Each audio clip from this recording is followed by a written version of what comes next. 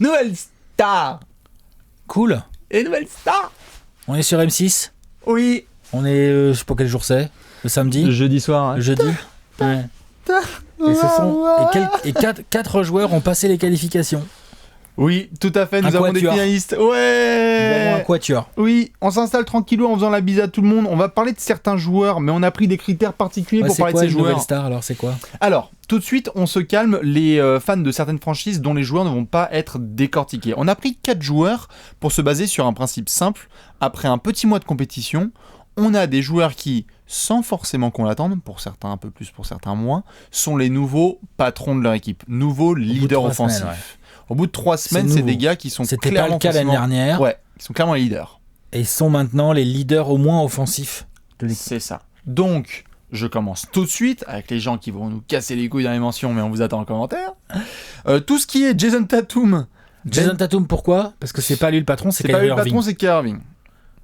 Ben Simmons. C'est pas lui le patron, pour l'instant c'est Joel Embiid. Et en plus, Ben Simmons était déjà très fort l'année dernière. C'est ça. Il n'y a pas une progression, voilà. Aaron Gordon. La progression n'est pas énorme. Aaron Gordon.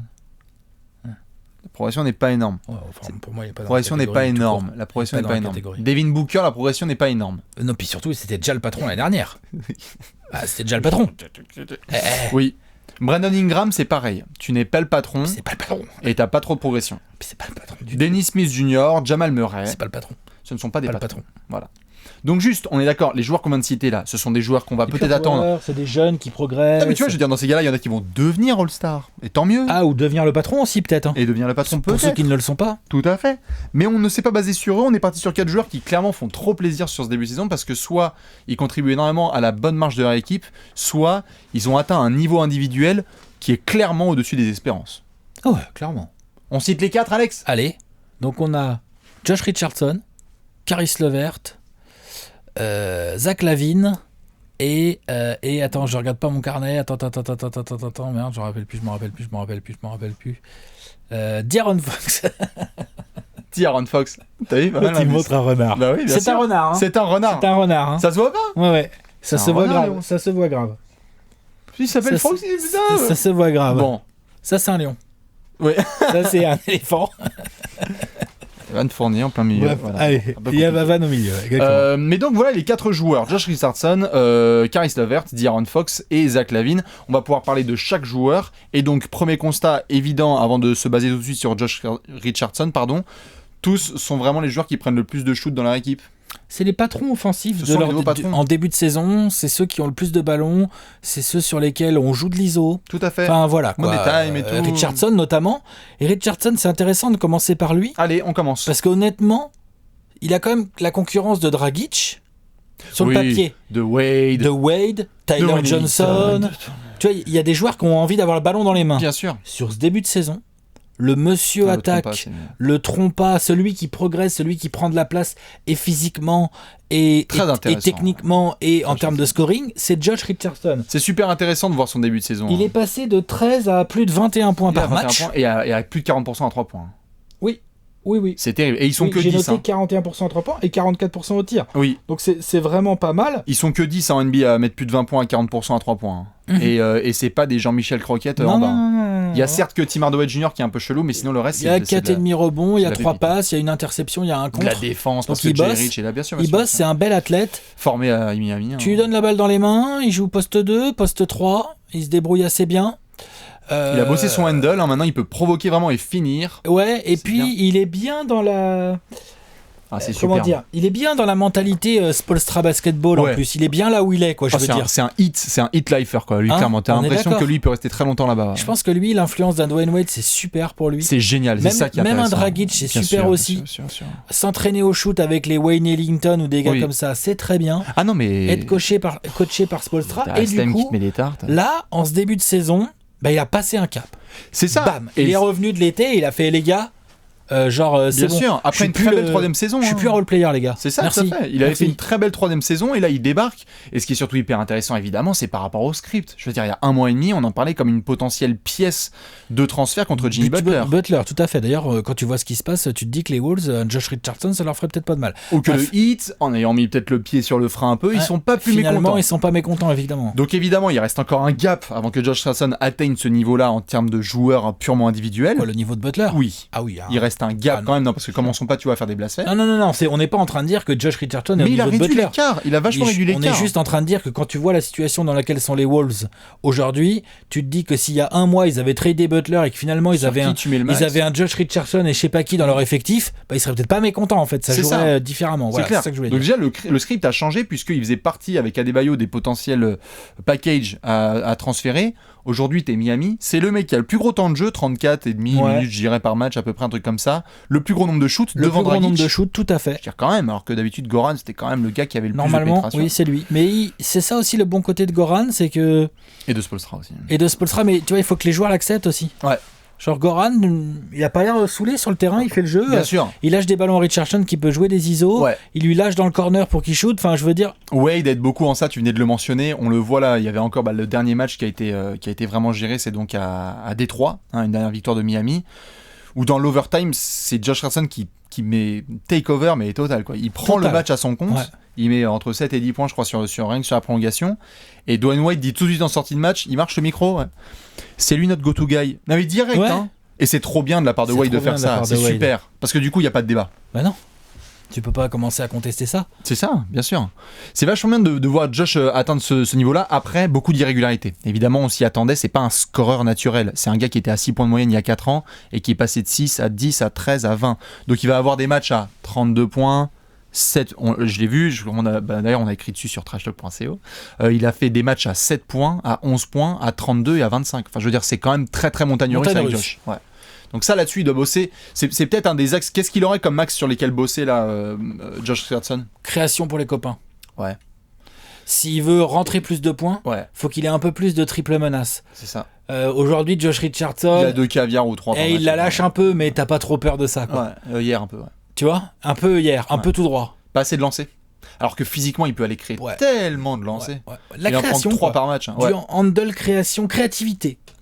Surtout qu'il a le step et tout, il a Voir l'épaule. le jeu. Ouais, bien sûr, bien sûr. Je sais pas comment. Bien sûr, bien sûr, bien sûr. Tu Non, vois c'est de Pour l'aisance. moi, c'est ça. Ouais, bien sûr. Il fait un peu penser à. Peut-être du handle. Peut-être en fait, d'un point de vue technique, c'est peut-être le handle qu'il faut qu'il bosse le plus. Oui. Tu vois, pour être vraiment hyper à l'aise. Il me fait penser à un joueur dans sa. Il était peut-être pas comme ça au bout de sa 4e saison, mais il y a des similitudes, je trouve, avec ce que Oladipo n'arrivait pas à bosser en termes de création et de handle. Il y avait avant qu'il atteigne Indiana et qu'il devienne cette espèce de créateur qu'on voit aujourd'hui qui est fabuleux. Il y avait un côté œillère avec un shoot streaky. Tu peux comparer les deux joueurs. Donc évidemment pas le même talent et on espère le même plafond pour Josh Richardson, mais ouais, il faudrait vraiment qu'il développe ça et peut-être aussi le côté. Il a du nasty défensif, mais il faut qu'il demande la balle maintenant un peu dans les moments chauds. Ah, Il ça a va tendance venir. un petit peu à déléguer. Ça va venir. Oui, bien sûr, mais tu vois qu'il t'a progressé. Non, mais ça va venir. Donc est-ce qu'on doit croire à ce début de saison de Josh Richardson? Est-ce que c'est un feu de paille ou est-ce que c'est ça va quelque au moins chose durer de- toute la saison? Est-ce que c'est le début d'un nouveau cap, quoi? Josh Richardson, Quand même. j'ai envie de dire oui. J'ai envie de dire oui. Maintenant, je m'attends pas non plus à un plafond si élevé que ça. On est d'accord. Je crois pas que... Là, il est à 21 points par match avec 4 rebonds et 3 passes, en gros. T'es à 27 points la saison prochaine. Genre, s'il entretient ça sur pas mal d'années, bah putain, ce sera déjà, c'est déjà une magnifique. énorme victoire du 8, clairement. Tu vois bien sûr, hein. Voilà. Non, je suis d'accord. Il faut voir ce qui est vraiment très intéressant et qui nous permet de nous baser. Mais très bon joueur. Hein. Tout à fait. Mais ce qui nous permet de nous baser là sur les Il me 10 semble qu'il premiers est passé matchs. chez Châteauroux Trash Talker, lui, en plus. Hein. Tout à fait, Jerich. Ouais. Ce qui est marrant, c'est de voir, c'est très significatif à Miami la répartition des shoots, parce que c'est pas trop le bordel, hein, souvent c'est bien géré par Spoelstra et compagnie, et de voir qu'il lui donne tout de suite le plus gros nombre de tickets, c'est quand même super, donc on peut s'attendre au même volume, au moins, déjà de tentatives. Donc on devrait continuer à avoir, aller peut-être entre 18 et 21 points de moyenne sur la saison. Je veux dire, il peut chuter, mais il va pas chuter à 16 Il va ou pas 15 chuter points. à 14, non. Je pense pas. On peut s'attendre à 17-18 points par match et ce serait vachement bien. Et ça irait dans le sens de ce qu'a dit Pat Riley, qui est que non merci, finalement on fait pas de transfert parce que je pense que Parce qu'on va jouer, quoi. ouais, et puis ils sont en train de se rendre compte aussi que Jerich a un On va plafond jouer. un peu plus haut que ce qu'ils Ouais. imaginaient. Ouais. Très très bien, Josh Richardson. Vraiment super, très bonne. Light Nation, très content. Tu perds Wade dans 6 mois et t'as un nouvel arrière qui peut te faire plaisir. Ouais, c'est bien. En espérant la même carrière, hein, putain de merde. On enchaîne ? Ouais. En direct de Brooklyn ? Monsieur l'ami de Booba, Tout à fait, Caris LeVert. qui se parfume uniquement en cacharel. Ouais, Hein, c'est ça, hein, c'est tout à fait. cacharel. Hein. En direct du Duty Free. Ouais. Tout à fait. Nous sommes donc avec Caris LeVert, qui Orly. lui aussi, oh la vache, Ouais, ouais, arrête. qui est vraiment sur un pur début de saison, pareil, leader offensif, mais là, il y a Magnifique.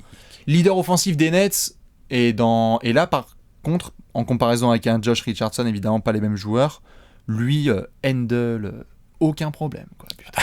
Oh la vache. Alors lui, par contre, en création, Wow. création pour lui, mais en fait, quand tu regardes les Et Nets pour les jouer, autres, exactement. putain. Tu regardes les Nets jouer, tu fais, dis donc, Caris LeVert, combien de passes? Ah, il a 6 passes. Tu vois, depuis le Merde. début de saison, il a un peu plus de 4 passes par match. Ouais, il fait l'aimant surtout, il attire deux défenseurs. Et il y a des shoots ratés sur des passes de Caris LeVert. Caris LeVert pourrait être à 5 ou 6 passes Ouais. par match. S'il avait d'autres coéquipiers. Parce que, attention, il y a des coéquipiers de Caris LeVert, ils se font pas des débuts de saison de ouf. Mhm. Les shoots rentrent pas forcément hyper bien. Tout ça. Par contre, il met ses 20 points. vachement bien. Il y a un peu plus de 4 rebonds, un peu plus de 4 passes. Gérard d'or. Il y a une bonne petite interception et demie. Ouais. Après, tu vois, si tu veux comparer avec Josh Richardson, parce qu'ils ont le même Même âge, conférence, non même poste, Ouais, quasiment plus ou moins le même âge. Même genre de physique, même s'ils ne l'utilisent Ils sont pas pareil. lanky, hein, un peu, ils sont chelous. Hein ouais. Ils sont un peu longs. T'as l'impression que le mec est C'est maigrelet. un 2 ou un 3 ou un T'as 1? l'impression que le mec est maigrelet. En fait, il est quand même bien puissant. Ouais, c'est ça. Tu vois Mm. Il prend bien les contacts et tout. Caris LeVert provoque mieux, a un meilleur handle. Bon, c'est un scoreur. Ouais. Josh Richardson n'est pas un scoreur, c'est un gars Ouais. qui sait Par contre, marquer. Josh Richardson, il choisit bien mieux ses tirs et du coup, il a un bien meilleur pourcentage à 3 points. Oui, Avec Caris LeVert, Bon, pas le même système il y a non un plus. petit côté croquing hein, aussi. oui, tout à fait, hein. mais pas les mêmes coéquipiers parce que Ah je non, pense que mais les responsabilités et puis- qui sont demandées non. à Caris LeVert sont tellement Et puis différentes de son celles de Josh. handle fait Tout à que. fait, tout à fait, C'est-à-dire que bien Caris sûr. LeVert, c'est un mec qui va enrhumer le gars, il va le chalouper comme ça et il va te prendre un step back. Ah bah, il y a un côté de Jamal Crawford qui est C'est incroyable. plus dur à planter que Ouais. quand tu sors d'un écran en catch and shoot bien en rythme. Avec tous les systèmes de Spoelstra, c'est sûr. No disrespect envers Kenny Atkinson, mais il est clair que Caris LeVert, tout de suite, est le ball handler numéro 1 de Brooklyn. On aime bien D'Angelo Russell, mais tu vois, c'est marrant. Ça faisait 1 an depuis le transfert d'Angelo Russell qu'on n'arrêtait pas de se poser la question, est-ce que ça peut devenir le leader offensif à 20 points de moyenne de Brooklyn ? C'est Caris LeVert. C'est lui, clairement. Et surtout, dans un registre, putain, dans le money time, Caris LeVert, c'est en train de devenir un truc très, très violent. C'est-à-dire que là, bon, il a assassiné en soi, c'est pas très grave d'assassiner les Knicks sur une isolation avec Tim Hardaway Jr., mais il y a beaucoup de situations de match où, en termes d'identité, Brooklyn dit « Ok, tant qu'on a ce mec sur le terrain, on est dans le game. » Parce que c'est un dalleux, putain. C'est un super dalleux. Et en soi, dans son jeu, pareil, il peut continuer sur sa production actuelle. Hein. Il va les avoir, les tickets. Tout à fait. Il va les avoir.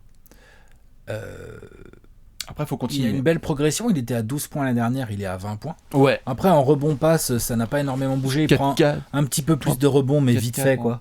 Il avait déjà ses 4 passes et quelques l'année dernière.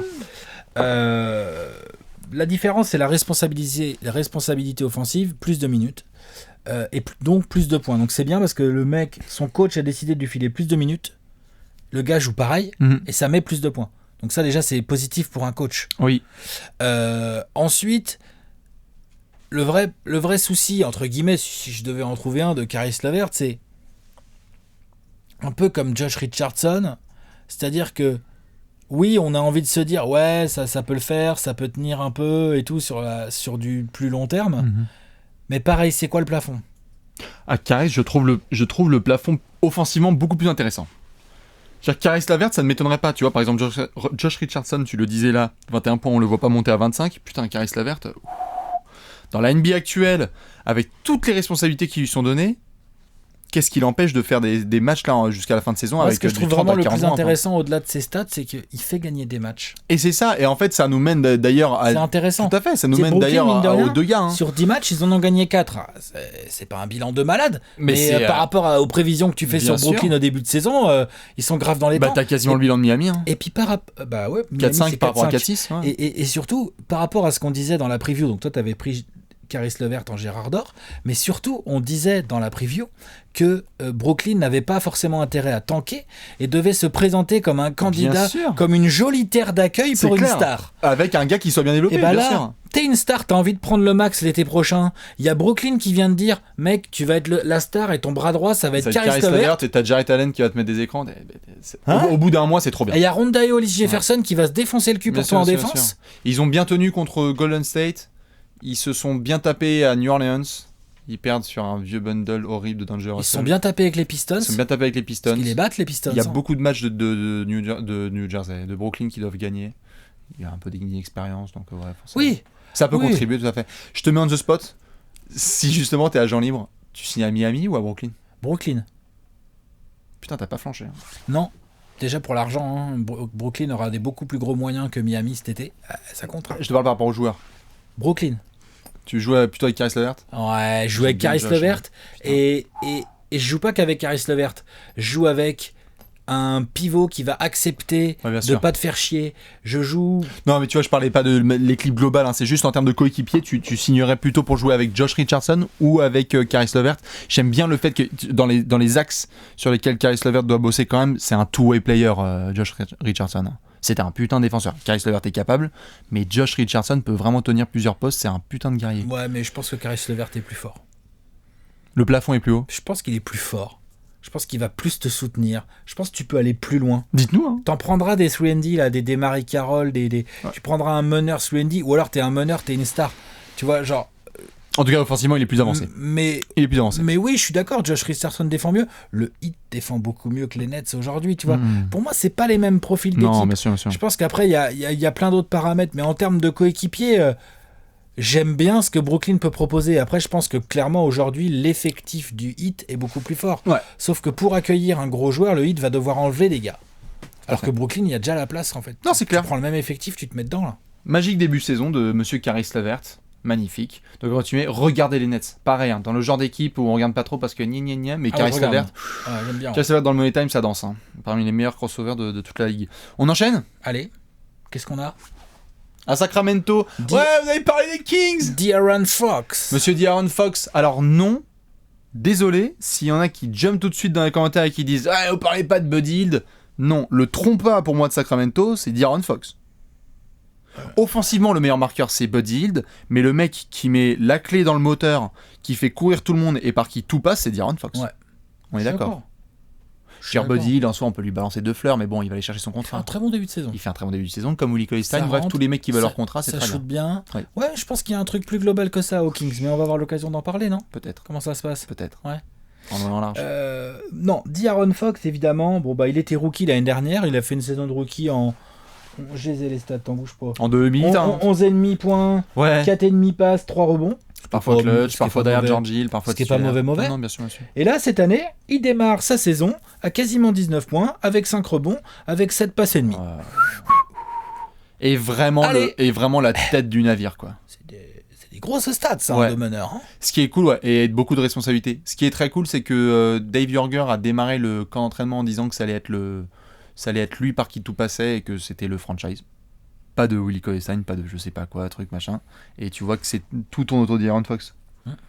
C'est lui qui imprime le rythme. Ouais. C'est lui qui prend ses responsabilités. C'est lui qui a quand même fait péter une perf. Bon, c'était contre les Hawks, hein, la défense des Hawks. La terrible défense des Hawks. On voit ce qu'est vaut en ce début de saison. Enfin, 31 points avec 15 passes, c'est dire 15, bon. Putain.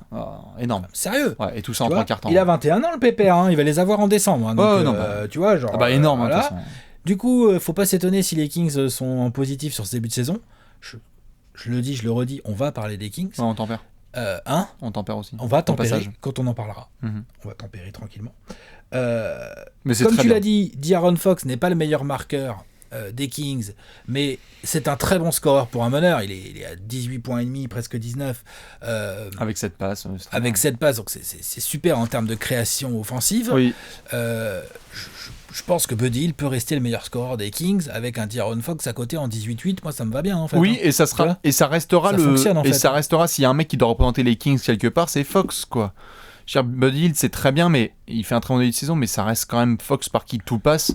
Tu le vois bien d'ailleurs dans le rythme qui a imprégné. On adore Buddy Hield, mais si aussi Buddy Hield fait ce début de saison-là, c'est parce que quand De'Aaron Fox met les 2 pieds sur l'accélérateur et qu'il y a 4 mecs qui veulent essayer d'arrêter la Lamborghini, Buddy se met dans le corner avec Nemanja Bjelica, et puis là, c'est open bar. Donc il y a beaucoup de choses aussi qui sont créées par Fox.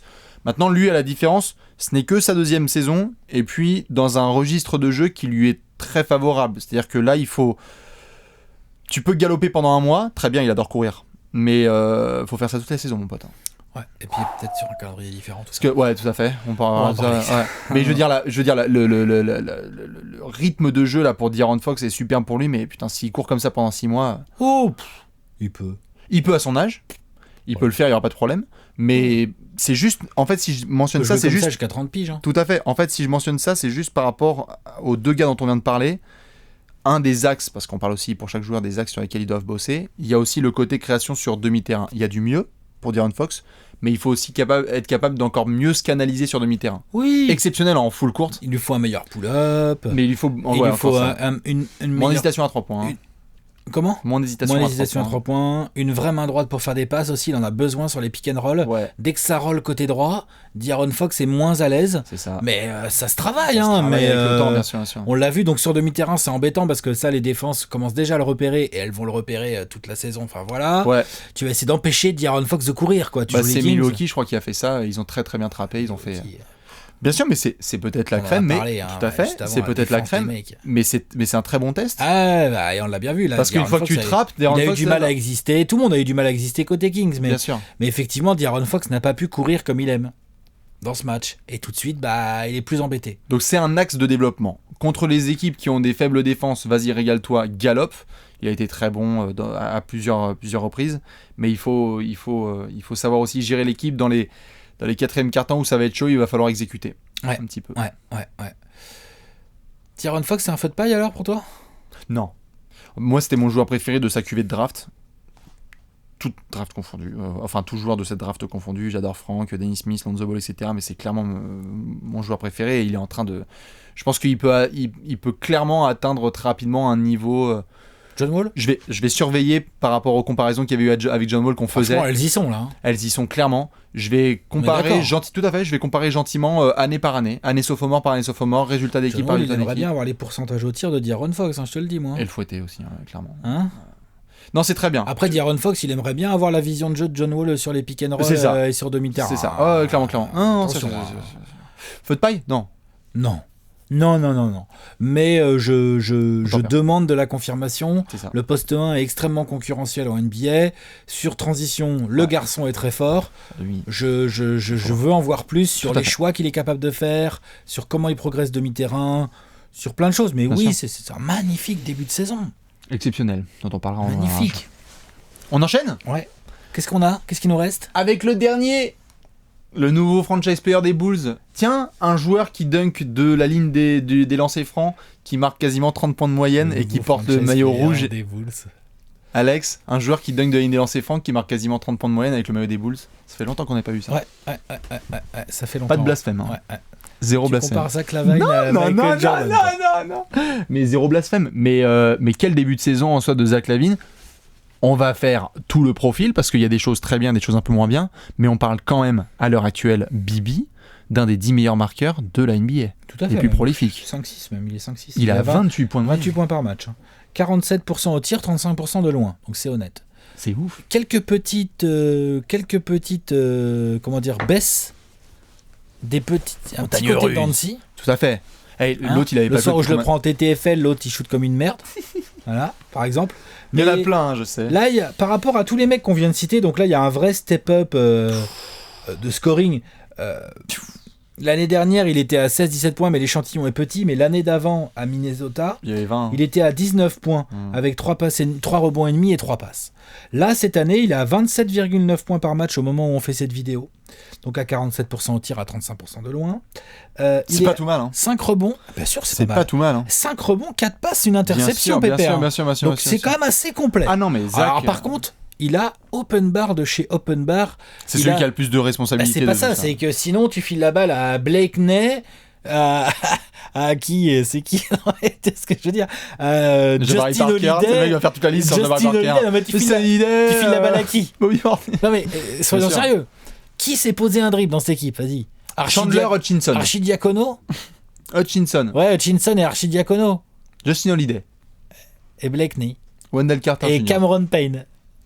Kaka Henry. Donc bon, vous voyez ce que je veux dire. Je veux pas être désagréable, je pense que les fans des Bulls seront Il d'accord a avec feu moi. vert. Il n'y a aucun joueur qui a autant, et quasiment de toute la NBA, il n'y a quasiment aucun joueur qui a autant le feu vert que Zach LaVine cette saison. Et voilà, exactement. Je pense pas qu'il y ait un joueur qui est plus open bar que lui. Ça ne pose aucun problème s'il prend 30 shoots par match cette saison. C'est pas ça, c'est que c'est obligatoire. Sinon les Bulls, déjà que faut bien comprendre que le mec met 28 points par match. Et ils sont en 5 galère. rebonds, 4 passes, et les Bulls, ils ont gagné que 3 fois en 11 matchs. C'est ça. Alors, attention, comme on l'a bien expliqué, il est pas hyper bien entouré, Pépère. En plus, il y a des blessures. Hein. Pas de Markkanen, parce que ça ferait du bien, un petit Markkanen pour mettre des tirs et tout. Chris Dunn et Mark Cannon qui sont absents, désolé. Il y a T'aurais pas un Chris Dunn à côté de Lavine avec Markkanen. Wendell Carter, moi j'aime vraiment bien ses débuts. Enfin, tu vois, genre, tu me bricoles un Bien truc sûr. à l'aile. Déjà, tu gagnerais peut-être plus de Ouais. matchs, les Bulls. Ce qui est D'ailleurs, intéressant. excuse-moi, je finis juste. Vas-y. Zach Lavine mettrait peut-être pas 28 points par Et il match s'il y mettrait avait pas. Zach Lavine et Laurie Markkanen à côté de lui, quand même. Non Magnifique perche tendue, puisque j'allais y venir. C'est intéressant justement qu'il saisisse cette perche qui lui est tendue, tu vois. C'est-à-dire qu'il y a des blessés, il y a open bar, il y a un contrat qui vient d'être Voilà, signé. il fait aller. On y va, quoi. Et en fait, on va y venir après sur le Combien il a football. pris, lui 80 sur 4 80 sur 4 ans. Comme Aaron Gordon. Oui, Oh, je rigole. Ah, c'est mon petit running gag. incroyable. C'est mon petit running Incroyable. gag de la saison. Mais tu vois, honnêtement, là, ce qu'il fait, bon, déjà, il n'y a pas de discussion sur le contrat, rien qu'en un mois, mais surtout, je trouve ça cool qu'ils disent vraiment, genre, ok, bon, tu sais quoi, j'ai pas joué depuis 1 an quasiment. Je veux dire, il faut dire les choses aussi. Là, il fait un début de saison, on se marre, le mec n'a pas joué depuis février dernier. C'est quand même énorme en soi ce qu'il fait individuellement.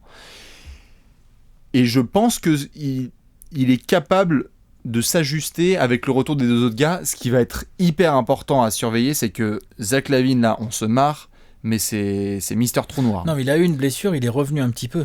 Il est revenu, il a joué 12 matchs, Ouais, enfin il a ouais, joué c'est 20 matchs l'année dernière, mais bon, il a pas joué réellement, c'est comme Non, Kawhi Leonard, il a pas non, joué réellement depuis à peu près 1 an et demi. Mais le problème avec Zach, c'est clairement le côté trou noir, c'est-à-dire que tu files la balle à Zach LaVine, bon bah retourne en défense. Mon pote. Attends, il y a 4 passes par match quand même. Et franchement, il y en aurait plus. Attends, excuse-moi. Il a un côté trou noir qui est quand même genre, et c'est très bien parce qu'il lui faut du scoring, mais faut pas non plus abuser quoi. Il a des joueurs qui s'appliquent à côté de lui, hein, les Blakeney, Archidiakono, Justin. Mais si ces mecs-là étaient un peu meilleurs, il aurait plus de passes d'ess. Oui, Il mais tu vois, mettrait peut-être moins de points. Oui, mais il y a des Kobe assists et des assists normales, tu vois ce que je Non, veux dire, mais c'est que bien c'est pas un sûr, créateur, c'est que pas c'est un mec qui a fait créateur. 4 passes parce qu'il y en a Par 4 contre, sur il y a une un de truc stats. là où il a bien progressé et j'aime bien, c'est notamment dans ces quelques matchs où il a mal shooté. Il a quand même réussi à assurer un minimum de scoring en allant chercher des Pénétrer, lancers. aller au lancer. Exactement. Offensivement, c'est superbe. J'ai bien aimé ça. En pur scoring, tout à fait. C'est superbe ce que fait Zach LaVine parce qu'il y a ce côté. Ok, je suis conscient que je suis un des meilleurs athlètes au monde, donc je vais y aller, quoi. Je vais monter sur tout le monde. Premièrement. Deuxièmement, il choisit un petit peu mieux ses spots aussi. Oui. C'est-à-dire qu'il y a un écran qui vient de poser et bim, il se retrouve à pouvoir jouer un poste 4 ou un poste 5. Ça s'écarte et il le joue. Il le drive. Il lui shoot pas en step back. Tu vois, l'année dernière, il y a 2 ans notamment, il avait tendance à un peu trop Il passe croquer de loin. Tout à Quoi. fait. Il passe de streaky à scoreur polyvalent. Plus sérieux. Tout à C'est-à dire fait. que maintenant, tu sais, la Zach LaVine, tu te doutes, tu dis un mauvais match, il va quand même me foutre 18 ou 20 points parce qu'il va me choper 9 lancés en fait. Il y a un côté DeRozan un peu. Tu vois? Oh, dis donc, t'es vache avec DeRozan ou sympa avec LaVine. Hein. Pas DeRozan aujourd'hui, dans la façon dont ils ont progressé dans leur carrière. Ouais. Le côté DeRozan qui au début C'est était vrai. un hyper streaky shooter qui shootait qu'à mi-distance et avait des œillères. Il a progressé. Il a progressé Tout à fait. et on s'est dit putain, ok, finalement c'est pas Parce juste une que- gâchette. C'est vrai que là, pour le coup, je te rejoins complètement à la défense de Zach LaVine sur le côté trou noir. Son coach, c'est Fred Hoiberg aussi. Tout à fait. Non mais je veux dire, c'est pour ça que ça va être très intéressant de voir la réintégration de c'est Chris vrai, Dunn quand et de tu Laurie vois Markkanen. Cameron Payne dribbler entre les jambes et moitié il se la tape sur le talon, hein, tu perds la balle, ou Blakeney ou Arcidiacono, il a l'air sympa, il a l'air de savoir shooter, mais enfin bon, voilà. Du basket. Tu vois, ou Justin Holiday, ça se bat, tout ça, mais C'est de jouer au basket. je peux comprendre qu'il leur file pas tout le temps la balle, tu vois, genre. En tout cas, pas feu de paille. Tu peux baisser évidemment dans ta production parce que C'est sûr que ça va Markkanen, baisser. bien sûr. Chris Dunn, Markkanen. Non, mais en ce ils moment, il n'y a vont- même pas Portis ni Markkanen ni non, mais Chris Chris Dunn. Dunn, Markkanen, ils vont pas regarder Zach Mais LaVine même foutre 28 points par match. Portis, ça prenait tes jeux. Hein. Et Portis va faire qu'il shoot, ça peut peut-être lui faire monter ses passes d'ess, mais ça va clairement lui faire baisser son nombre de points par match. Hein. Ouais. Je pense pas qu'il puisse. Je crois qu'il va s'ajuster. Je pense pas. Mais et oui, moi je pense qu'il va s'ajuster. Moi, ce qui me fait un peu peur, c'est du coup, on parle de s'ajuster à Chicago avec Fred Hoiberg en coach. Et ça me fait un peu flipper parce que vraiment, il est pas convaincant, Non, le monsieur. sûr. On est d'accord. Il Hein. n'est pas convaincant du tout. D'ailleurs, il y a eu un long dossier fait par David de la rédaction. Mais là-dessus, oui, sur non, le sinon, Zach LaVine, son shoot est intéressant, sa gestuelle est bien, son côté athlétique est absolument incontestable, Oui. son handle est pas tout mal. Donc non, il n'y a pas de feu de paille ici, il y a juste des stats qui sont un petit peu en trompe-l'œil parce qu'il est tout seul, il est au Feuille qui est playground tout seul. l'autre. 0 match en dessous des 20 points cette saison, Zach LaVine. Voilà. Que des matchs entre 20 et 35 pourtant, points. je l'ai dit tout à l'heure, moi j'ai Et fait un 40. score de merde en TTFL avec lui à cause de C'est ça, rare, parce qu'il a mal ouais, shooté. ouais. Mais il a quand même mis 20 points dans ce match parce qu'il y avait les lancers, clairement. C'est pas mal, c'est très bien. Voilà pour les 4 joueurs. S'il y en avait un que tu préfères sur les 4 et que tu as vraiment clairement envie de suite, ça va être Caris pour toi. Qui vous fait le plus kiffer entre Josh Richardson, Caris LeVert, De'Aaron Fox et Zach LaVine, tous évidemment très loin de pouvoir prétendre un spot de All-Star, mais au moins dans ces nouvelles stars, patrons de leur franchise. J'aime bien Zach LaVine. Hein. Dans le sens où, ouais, il y a... C'est le patron de Chicago, s'ils sont au complet. Ouais. Je parle patron offensif ou patron tout court? Ok. Offensif sûr. Ok, Tout court, est-ce qu'il y a un vrai patron là-dedans? faut voir. Est-ce que Caris LeVert est le patron de Brooklyn, tout court? Ouais. Ouais. Josh Richardson, c'est le patron de Miami? En devenir. En devenir. Caris LeVert aussi, Ouais. alors. Et De'Aaron Fox, c'est clairement le trompage, je trouve. J'aime bien. Je trouve De'Aaron Fox, c'est limite lui qui fait la plus le gars de trompa, quoi. Ouais. C'est un vrai meneur aussi. Pareil, ouais. Les autres sont pas meneurs. Hein.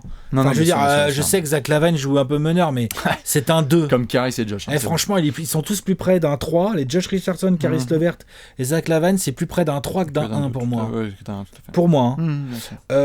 Non, mais Zach LaVine. Zach LaVine, Ouais. Ouais. De'Aaron Fox. Ouais, parce que je pense que Chris Dunn et Zach LaVine, c'est assez complémentaire. Chris Dunn, faut qu'il score, mais il aime bien défendre. Il est un peu all-around, un peu plus. Tu vois, il est un peu... Et donc, ça Pour un fait... changement de coach, quoi. Ça fait... Ouais, pour moi, ça joue plus dans un changement de coach, mais tu peux essayer de construire autour d'une base Bien sûr, bien sûr. Zach LaVine, Chris Dunn avec Mark Cannon. Je suis C'est d'accord. possible, ça. Hein. Je suis d'accord. Je partirai sur De'Aaron Fox. Voilà pour les 4. Évidemment, dites-nous, vous, quelle est un petit peu votre préférence sur ce début de saison sur ces joueurs-là. On va en surveiller d'autres. Évidemment, on verra si c'est du feu de paille ou si vraiment ça va durer. Dans tous les cas, on va leur souhaiter bon courage. Ouais. Puis peut-être par la suite, on les verra dans un match étoilé, mais pas cette saison. Pas cette Hein. saison. Allez, à la prochaine. Allez, ciao, ciao. Ciao.